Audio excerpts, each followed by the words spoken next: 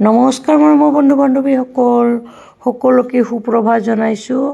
সফলতাৰ আনন্দ উপভোগ কৰাটো ভাল কথা, তাতোকৈ জৰুৰী আপোনাৰ অসফলতাৰ পৰা জ্ঞান লোৱাটো।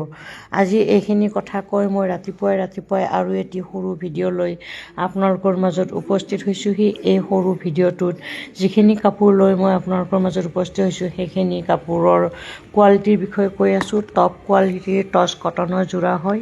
এই টপ কোৱালিটিৰ টচ কটনৰ যোৰাখিনি যোৱাকালি ৰাতি আমাৰ শালৰ পৰা ৰেডি হৈ আহিছে। চাদৰখন কমপ্লিট ৰেডি আছে।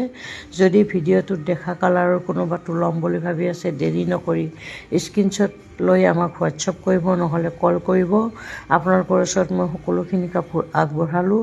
ভিডিঅ'টো চাই কেনেকুৱা লাগিছে জনাব। যদি ভিডিঅ'টো চাই ভাল লাগিছে নিশ্চয় লাইক কৰিব, কমেণ্ট কৰিব, লগতে পেজটো ফ'ল' কৰিব।